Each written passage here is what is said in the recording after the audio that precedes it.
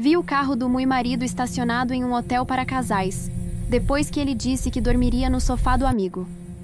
O que eu descobri naquela noite mudaria para sempre não apenas meu casamento, mas minha vida inteira. Porque às vezes, a verdade que buscamos desesperadamente é exatamente aquela que menos queremos encontrar. Antes de continuar essa história, deixa eu te pedir uma coisa muito importante. Preciso bater a meta de inscritos semanal aqui no canal. Você pode me ajudar clicando em inscreve-se? Obrigada. Meu nome é Patrícia, tenho 34 anos, e durante 8 anos acreditei que conhecia perfeitamente o homem com quem dividia minha vida. Ricardo era vendedor de uma loja de eletrônicos no centro de São Paulo.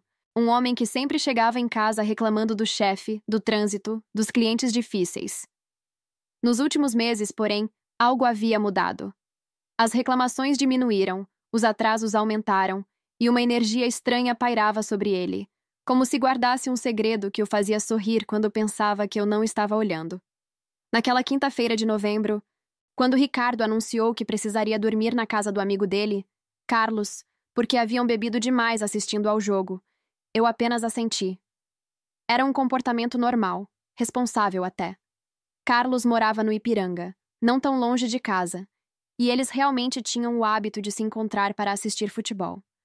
O que não era normal era o cuidado excessivo com que Ricardo escolheu a roupa para sair, o perfume que aplicou generosamente no pescoço e principalmente o modo como checou o celular pelo menos 10 vezes antes de sair de casa.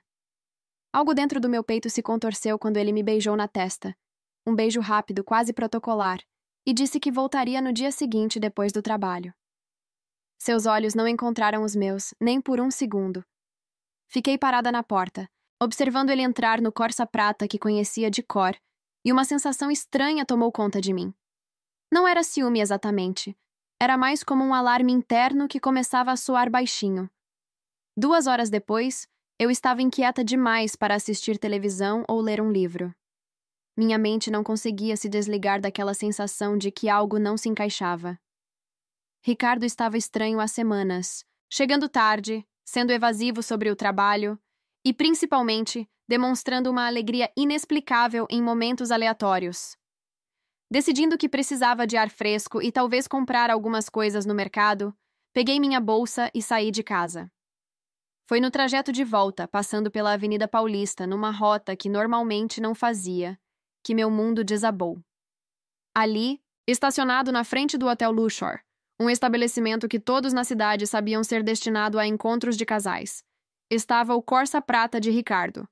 A placa era inconfundível.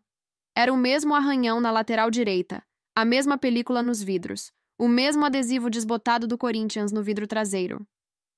Meu coração começou a bater tão forte que senti como se meu peito fosse explodir. Estacionei do outro lado da rua e fiquei ali, encarando aquele carro como se fosse uma miragem que desapareceria se eu piscasse. Mas ele continuava lá, sólido e real como minha dor que crescia a cada segundo. Ricardo não estava na casa do Carlos. Ricardo estava em um hotel para casais. E pela primeira vez em 8 anos de relacionamento, eu me perguntei se realmente conhecia o homem com quem havia planejado envelhecer. Se essa história já está te prendendo, inscreva-se no canal porque o que vem depois vai te deixar completamente sem palavras. Fiquei ali parada por quase 1 hora, observando a entrada do hotel, esperando ver Ricardo sair.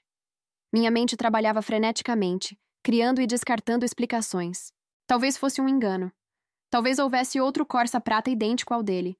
Talvez ele estivesse ajudando alguém. Ou talvez. Mas todas as justificativas soavam patéticas até para mim mesma. No fundo, eu sabia exatamente o que estava acontecendo ali dentro. Às 23h47, a porta do hotel se abriu e meu coração parou. Ricardo saiu, mas não estava sozinho. Ao seu lado caminhava uma mulher loira, bem mais jovem que eu, usando um vestido vermelho justo que destacava sua silhueta. Eles não se tocavam, mas a intimidade entre eles era palpável. A forma como ela ria de algo que ele havia dito, como ele abriu a porta do carro para ela com uma gentileza que eu não via há anos, como seus corpos se moviam em sincronia perfeita de 2 pessoas que se conheciam muito bem. Segui o carro dele pelas ruas de São Paulo, mantendo uma distância segura. Eles pararam em um restaurante 24 horas na Vila Madalena, um lugar discreto onde se sentaram em uma mesa nos fundos. Através da vitrine, consegui vê-los conversando animadamente, as mãos dela ocasionalmente tocando as dele sobre a mesa. Ricardo sorria de um jeito que eu não via há muito tempo. Genuíno, relaxado, apaixonado. Era como assistir meu marido sendo feliz com outra pessoa. Antes de continuar, quero fazer um pedido especial. Temos uma meta importante de inscritos. Você pode se inscrever no canal para ajudar a gente a chegar lá hoje. Sua inscrição é muito importante para eu continuar o meu trabalho. A loira devia ter uns 20 e poucos anos, cabelos longos e lisos, pele bronzeada, dentes perfeitos quando sorria. Era o oposto de mim em quase tudo. Onde eu era morena, ela era loira. Onde eu havia engordado alguns quilos depois dos anos de casamento, ela mantinha um corpo de academia. Onde eu usava roupas práticas e confortáveis, ela se vestia como se cada saída fosse uma sessão de fotos. Pela primeira vez, entendi por que Ricardo havia mudado tanto nos últimos meses. Ele não estava apenas tendo um caso, ele estava apaixonado. Voltei para casa às 2 da madrugada, com uma dor no peito que parecia física. Sentei na nossa cama, olhando para o lado vazio onde Ricardo deveria estar, e chorei como não chorava há anos. Não eram apenas lágrimas de traição, eram lágrimas de luto. Luto pela morte de 8 anos de relacionamento, pela morte da confiança, pela morte da mulher ingênua que acreditava conhecer seu marido. Durante o resto da madrugada, fiquei acordada repassando os últimos meses, conectando pontos que antes pareciam aleatórios. As ligações que ele atendia no banheiro, os fins de semana extras que precisava trabalhar, a lingerie nova que encontrei na gaveta dele e que ele disse ter comprado para mim, mas que nunca me deu, os sorrisos secretos no celular, a nova colônia que apareceu no banheiro. Tudo se encaixava perfeitamente numa realidade que eu me recusara a ver. Na manhã seguinte, quando Ricardo chegou em casa às 8 da manhã com cara de quem havia dormido mal no sofá do amigo, eu estava tomando café como se nada houvesse acontecido. Ele me beijou na testa novamente, o mesmo beijo protocolar, e comentou como Carlos roncava alto e como havia dormido pouco. Mentiu olhando diretamente nos meus olhos, com uma naturalidade que me fez perceber que aquilo não era novidade para ele. O que você faria se descobrisse seu marido em um hotel com outra mulher? Me deixa saber nos comentários. Durante os 3 dias seguintes, fingi normalidade enquanto morria por dentro. Ricardo continuava sua rotina como se nada houvesse acontecido, mentindo com uma facilidade que me assustava. Comentava sobre o trabalho, reclamava do trânsito, assistia televisão ao meu lado como se não tivesse acabado de destruir nosso casamento. A naturalidade com que mentia me fez perceber que aquilo provavelmente acontecia há muito mais tempo do que eu imaginava. Na segunda-feira, quando Ricardo disse que precisaria fazer hora extra, eu sabia exatamente onde ele estaria. Desta vez, não o segui. Em vez disso, comecei minha própria investigação. Peguei o notebook dele enquanto tomava banho e consegui acessar seu WhatsApp web. O que encontrei foi devastador. Meses de conversas com alguém salvo como João Fornecedor, mas que claramente era uma mulher. Mensagens carinhosas, planos de encontros, fotos íntimas que ela enviava, declarações de amor que me cortaram como facas. O nome verdadeiro dela era Amanda. Tinha 23 anos, era estudante de administração e estagiária em uma empresa próxima à loja onde Ricardo trabalhava. Pelas conversas, descobri que eles se conheceram há 6 meses quando ela foi comprar um celular. Ricardo havia se oferecido para ajudá-la com a configuração do aparelho, e de uma conversa casual, nasceu uma paixão que consumiu meu casamento sem que eu percebesse. Ler aquelas mensagens foi como ser esfaqueada repetidamente. Ricardo falava com ela sobre planos futuros, sobre como se sentia preso em um casamento sem amor, sobre como eu havia me acomodado e perdido o interesse em cuidar de mim mesma. Dizia que Amanda representava tudo o que ele queria na vida: juventude, beleza, espontaneidade. Falava de mim como um fardo do qual precisava se livrar, mas que ainda não havia encontrado coragem para isso. A mensagem mais dolorosa foi uma que ele enviou na semana anterior. Amor, só mais alguns meses e vou me separar da Patrícia. Preciso organizar as coisas financeiras primeiro, mas prometo que logo poderemos ficar juntos oficialmente. Você é tudo o que eu sempre quis, e ela é só um peso do passado que ainda carrego. Sentei no chão do nosso quarto e chorei até não ter mais lágrimas. 8 anos de casamento reduzidos a um peso do passado. Todos os sonhos que construímos juntos, todos os planos, todas as noites que dormia ao lado dele pensando que éramos felizes. Tudo havia sido uma mentira nos últimos 6 meses, e talvez muito antes disso. Mas junto com a dor, algo mais forte começou a crescer dentro de mim. Raiva. Raiva por ter sido enganada, por ter desperdiçado anos da minha vida, por ter sido tratada como uma idiota ingênua. Ricardo não apenas me traía, ele planejava me abandonar como se eu fosse um móvel velho que precisava ser descartado. E a pior parte era que ele não tinha coragem nem de ser honesto sobre isso. Naquela noite, quando ele chegou em casa às 11 da noite inventando uma desculpa sobre problema no sistema da loja, eu o observei com olhos completamente diferentes. Não via mais meu marido, via um estranho que morava na minha casa, dormia na minha cama e me mentia todos os dias. A máscara havia caído completamente, e o homem que eu pensava amar nem sequer existia. Rapidinho, inscreve-se no nosso canal e me ajude a continuar o meu trabalho, trazendo histórias envolventes para você. Ricardo não fazia ideia de que eu havia descoberto tudo. Continuava representando o papel de marido dedicado, me abraçava na cama, me perguntava sobre meu dia, planejava o fim de semana como se nossa vida fosse real. Mas eu agora conseguia ver através da performance dele. Cada beijo forçado, cada sorriso falso, cada eu te amo mentiroso soava oco e repugnante. Se essa injustiça te revolta tanto quanto me revoltou, se inscreve para apoiar histórias como a minha. Passei a semana seguinte planejando minha resposta. Não seria uma explosão emocional ou um confronto dramático. Ricardo havia me subestimado completamente, tratando-me como uma mulher ingênua que jamais descobriria sua traição. Ele não sabia que por trás da dona de casa acomodada que ele desprezava, existia uma mulher muito mais inteligente e determinada do que ele jamais imaginara. Primeiro, protegi nosso patrimônio. Transferi metade do dinheiro da conta conjunta para uma conta que abri em meu nome. Fotografei todos os nossos bens importantes, documentos, extratos bancários. Procurei um advogado especializado em divórcios e descobri exatamente quais eram meus direitos. Ricardo sempre controlou as finanças da casa, me fazendo acreditar que eu dependia completamente dele. A verdade era bem diferente. Depois, comecei a juntar evidências da traição. Printei todas as conversas do WhatsApp, fotografei os horários em que ele chegava em casa, versus as desculpas que dava. Anotei cada mentira. Contratei um detetive particular que confirmou o que eu já sabia e forneceu ainda mais detalhes. Ricardo não apenas estava tendo um caso com Amanda, mas já havia levado ela para jantar em restaurantes, onde costumávamos ir juntos, hotéis que havíamos frequentado em nossa lua de mel. Enquanto isso, fingia normalidade absoluta. Quando Ricardo chegava em casa, eu o recebia com um sorriso, perguntava sobre seu dia, cozinhava seus pratos favoritos. Ele ficava até aliviado com minha aparente ignorância, relaxando na encenação porque acreditava ter me enganado completamente. Chegou até a comentar como eu estava mais carinhosa ultimamente, sem perceber que minha gentileza era apenas parte de um plano maior. Na quinta-feira dessa semana, descobri algo que mudou tudo. Vasculhando mais profundamente as conversas entre Ricardo e Amanda, encontrei mensagens onde eles planejavam não apenas continuar o relacionamento, mas também como dividir nossos bens quando ele se separasse de mim. Amanda havia sugerido que eles vendessem nossa casa e usassem o dinheiro para abrir um negócio juntos. Ricardo concordara entusiasticamente, dizendo que eu nem saberia como me defender juridicamente, e que seria fácil me convencer a aceitar um acordo desfavorável.